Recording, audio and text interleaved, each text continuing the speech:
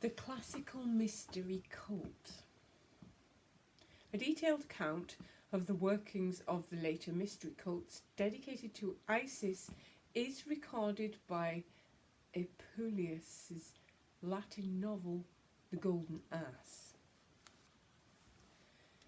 This story concerns Lucius, who sets out on a quest to learn the secrets of magic, but also to find sexual love. He is tricked and cursed, being metamorphosed into an ass. The story is all about initiation and rebirth. The ass is, in this period, is very much viewed as an avatar of the god Seth, and therefore the enemy of Isis. The story is, in turn, hilarious, bawdy, tragic, but then liberating. As mentioned above, when the goddess does appear, it is as a saviour. Hence, in the hymn, she says, quote, "I am here taking pity on your ills. I am here to give aid and solace," unquote. The transformed Lucius becomes an initiate of the Iseum, in whose vicinity he has been rescued. The novel's final chapter recounts in some detail the workings of the mystery cult into which he is inducted. Most expert commentators see this element of spiritual regeneration as the innovation made by Greek and Romans to an otherwise Egyptian tradition. Indeed, traditional Egyptian temples may well have been modified or supplemented to accommodate this new cult activity. Often overlooked, the Golden Ass could be classed as text of the Hermetic tradition. Other aspects of the mystery cult do have a clear Egyptian background, the most obvious being that it is Isis, who is the goddess into whose cult Lucius is initiated. The rhythm pattern used in the Greek texts is even said to replicate the shaking of the sistrum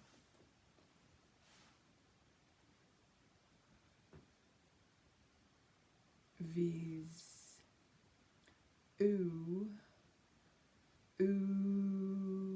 Where is a short syllable and long. Whilst Lucius is still in his lowly animal body, he overhears the allegory of Cupid and Psyche, which is another tale of metamorphosis that Gwen Griffiths feels could well have originated in the Egyptian world. It is also a story that resonates with the Indian culture, especially what we might call the tantric tradition. It is a tale of Psyche's sexual awakening through her connection with Cupid, then their separation and continued yearning, itself a sentiment that can engender a transformation of consciousness. Psyche embarks on a quest to find Cupid, and this erotic feeling is a prelude to their union with God, but also the achievement of both of immortality through commitment to sexual love. These are all important aspects of Hindu esoteric lore. Meanwhile, for Lucius, his liberation is about to occur in Kenchre, a place that in the ancient Greek world functioned as the harbour of Corinth. Here, he experiences an epiphany. Isis appears to him in a dream. She tells him to seek the annual procession at the beginning of the shipping season on the 5th of March. This is a form of the goddess adumbrated in very ancient Egypt, where Isis as patroness of boats, the sea and of navigation. Hence her name, Isis Pelagia, mistress of the sea. A popular form of the goddess at the time, evidenced by a large number of Alexandrian coins which bear her image. She is shown holding the situla, the breast-shaped libation pot, and the sistrum.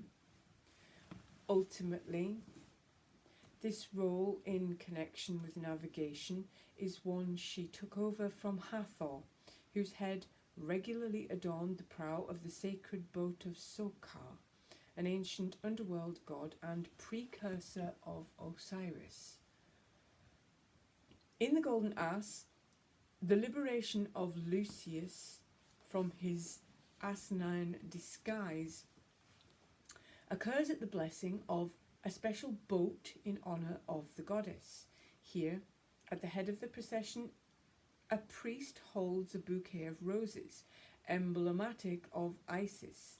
Lucius is to eat those roses, and this act will miraculously return him to human shape. The magic of the Golden Ass is another feature that connects it to the Egyptian world view. Hence here, and in another work of Apuleius, the Apology, two kinds of magic are mentioned, but with only an arbitrary distinction based on whether their instigator is Typhon, i.e. Seth, or Isis. The purpose in either instance would often be morally ambiguous. This is similar to the distinction made in early Christianity, where all pagan magic is bad by definition, whilst Christian magic is good. In the story, many important instructions and revelations come to the characters in dreams. Once again, this view of the dream time as the theatre of magic is one with a long history, best instantiated in the Egyptian tradition, where the idea is first articulated.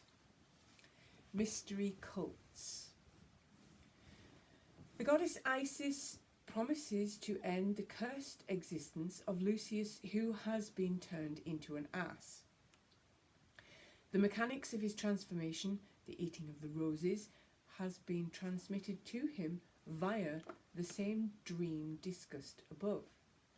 Given the despised status of the ass in ancient and indeed modern society, one must wonder how the creature will bring this off, given the routine cruelty meted out to these lovely beasts of burden.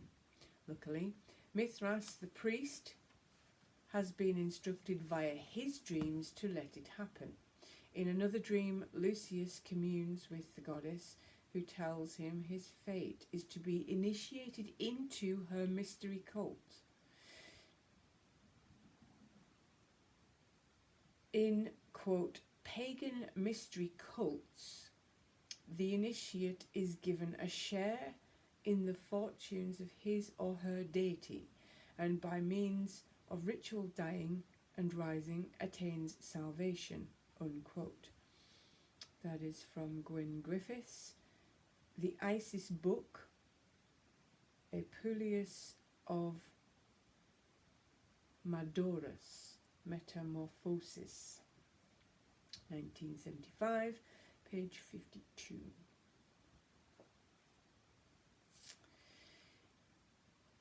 In this, the initiate is identified with Osiris, the husband of Isis.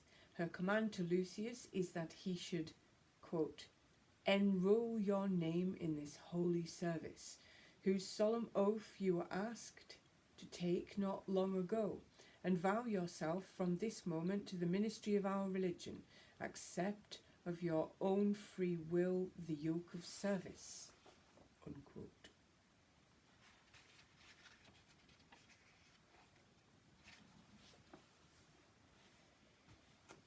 His religious vow is likened to a military oath, a feature of other mystery cults at the time. Interestingly, one of the possible meanings of pagan, as used by early Christians, is civilian, i.e., one who has not enrolled in the army of Jesus. Initiation. The first initiation of Lucius follows several older Egyptian patterns. First, he prepares with a 10-day fast or dietary restriction. Egyptian weeks were also divided into 10 days. His initiation began on the evening of the final day, a symbolic death during the hours of the night. He begins with a ritual purification or lustration. These rites were staged in a special underground crypt beneath the Iseum. Here, there is also some kind of arrangement for the pre-initiation baptism and lustration. In Egyptian temples, there were sacred lakes for the same purpose. When the uninitiated, quote, far removed, unquote, the candidate assumes the posture of Osiris, not in a coffin, but on a special ritual bed, perhaps modelled on that used to reassemble Osiris after his dismemberment by Seth. The culmination occurs nominally in the 6th hour of the night, with a vision of the sun god in the underworld. This is also the moment in Egyptian religion when the sun god was remade anew each day. We can assume that the candidate was in a deep hypnotic sleep. According to Plutarch, this was induced by burning special incense he calls kaifi. It could also be induced by the administration of a mild narcotic such as the Egyptian blue lily, known to influence dreams and widely used in Egyptian and indeed later Hindu esoteric rites. All of this is entirely in accord with the schema set out in Egyptian books of the afterlife, such as the Book of Gates. At dawn, the candidate is reborn with the sun. Egyptian temples of all periods often do contain special crypts, but this is more obviously so in those temples built during the late period under the patronage of the Greek and after them the Romans. At Thebes, in Upper Egypt, one finds a collection of local temples that have been so adapted. At Karnak, an entire suite of rooms, the so-called Opet, was attached to the temple of Khonsu, complete with several crypts. A few miles further south is the temple of Isis at Deir el-Shalwit, to be discussed below. There is another ruined temple in the Valley of the Queens, a small temple possibly dedicated to Thoth in Habu village, nowadays known as Qasr el-Aguz, in brackets, the castle of the Old Lady, and a large temple of Hathor close to the pharaonic workers' village of Deir el-Medina. There was even one lost local shrine connected with Seth, although thus far only a few small relics of this have been found. All of these are part of a late classical mystery cult and are suggestive of a ritual sequence of rites connecting all these shrines. The best preserved of these is at Karnak. Had its own dedicated entrance gate cut through the Temenos wall, facilitating activities set apart from those of the main temple campus.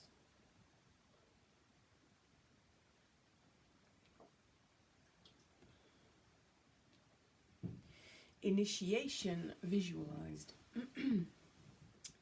As an exercise in, quote, experimental archaeology, unquote, here is an imaginative reconstruction of the candidate's journey, culminating with initiation into the mystery cult. The setting are the already mentioned complex of small temples in the ancient Thebes in Upper Egypt. Your first initiation will be into the cult of Isis. For some weeks you have been living in special accommodation in the Roman town, the small Roman town that surrounds the temple of Isis at Deir el-Shalwit. You exercise by walking to the nearby cultivated fields and beside the irrigation canals and lakes. West of the town, beyond the fields, begins the desert where people only venture to bury their dead in the mountain necropolis. The desert is the domain of dangerous animals, wild dogs and wolves who howl in the night. Although there are well-trodden paths across the desert, your mentor advises you to beware of some of the creatures who have no inhibition against attacking a person when they are alone or defenseless. Beyond the low desert, mountainous cliffs rise up to form the Libyan plateau. You cast your mind back over the period leading up to your initiation. As the fateful day approaches, the rhythm has changed. You now spend the best part of your time reading sacred books in the temple, sometimes discussing an obscure point with a mentor, known as a hierogrammatos. He is a scribe in the service of the temple, a priest who interprets sacred texts for you and guides you through the process of initiation. Mostly, you meditate in the quiet rooms set aside for this within the temple proper. You make a point of eating only simple food, which invariably means vegetarian, nothing overstimulating the senses.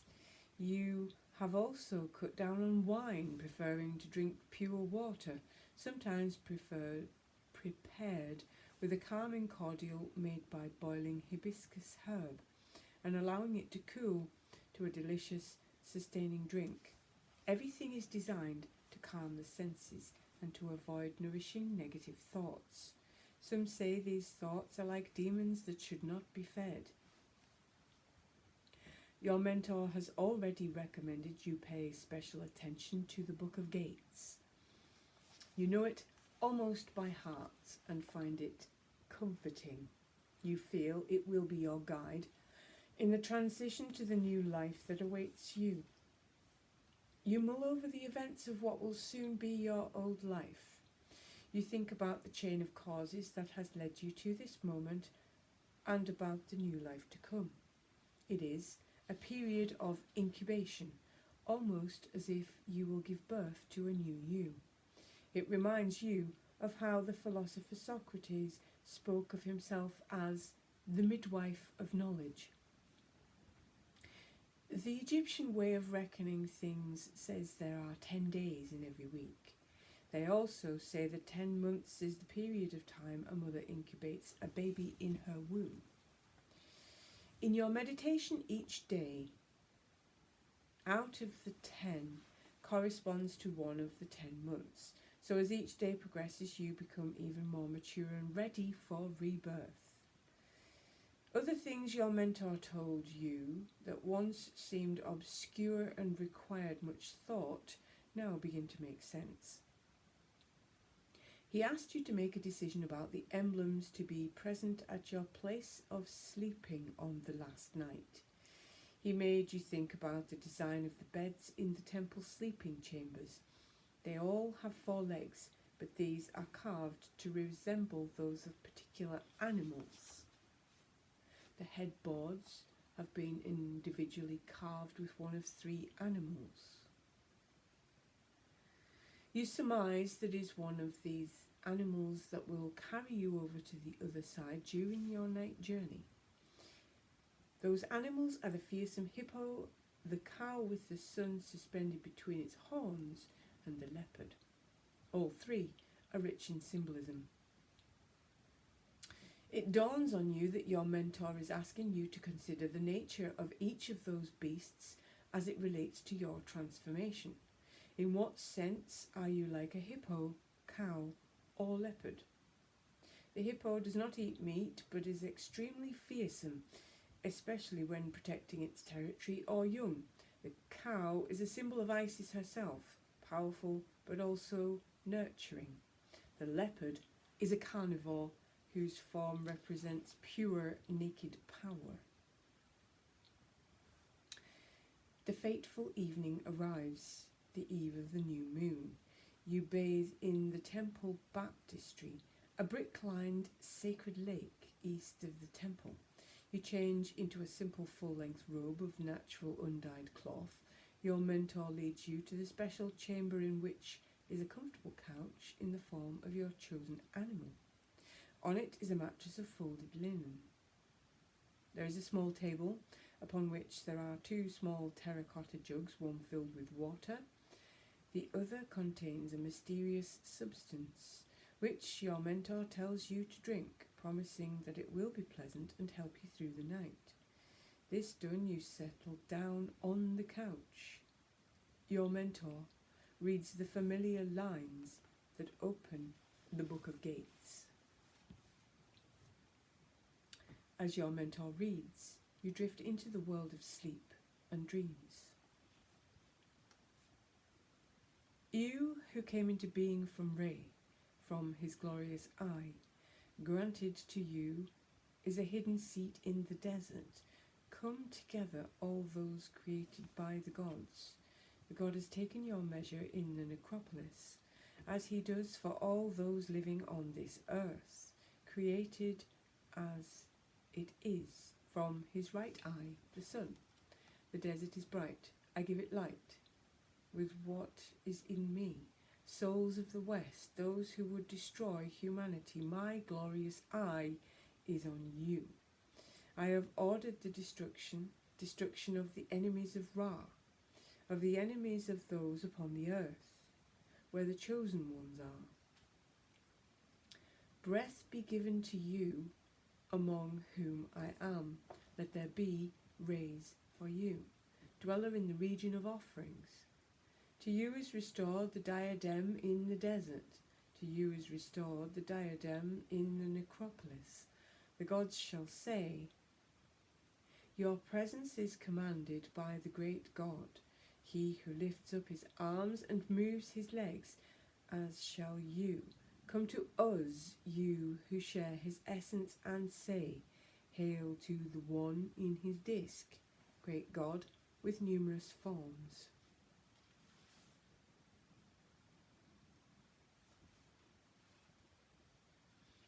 The Egyptians divided the period between sundown and sunrise into 12 equal parts called hours. Although you sleep through this whole time, you are roused at the beginning of each hour by the sound of a priest reading the appropriate section from the Book of Gates. Each of its 12 chapters corresponds to each of the hours. You are momentarily excited by those words before again lapsing into sleep.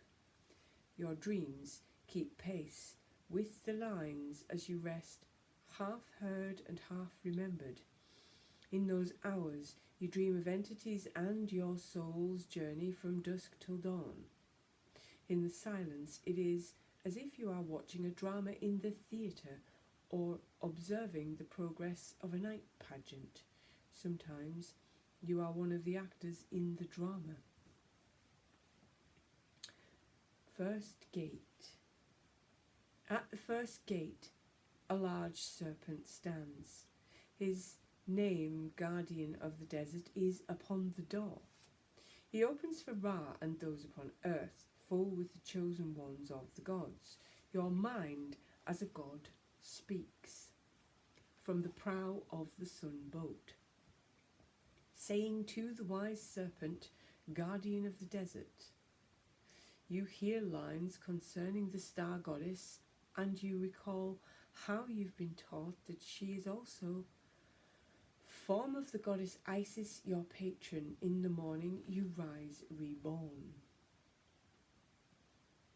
On the sun boat of the morning, lifted by the abyss, abysmal waters surging up from the faraway world, Kefra the sacred scarab, as the new sun born through the eastern mountains, Isis and Nephthys bearing him up, to the waiting goddess of the sky, who stands above this earthly sphere.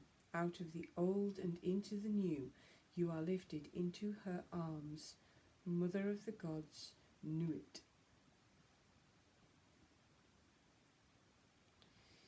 You wake refreshed and renewed. Details of your visions during the night journey are for you. One ancient initiate commented on the whole experience thus: I approached the boundary of death and tread on Proserpine's threshold. I was carried through all the elements, after which I returned. At midnight I saw the sun flashing with bright effulgence. I approached close to the gods above and below and worshipped them face to face. In the Golden Ass, the ancient hero Lucius does not remain in the temple, but resumes his normal life. He moves to Rome, where he takes up residence in the Iseum Campensis, and after a further gestation period of 9 months, is offered a second initiation on the winter solstice. A third initiation swiftly follows. In all, Lucius is initiated as priest of Isis, then priest of Osiris, then of Isis and Osiris together.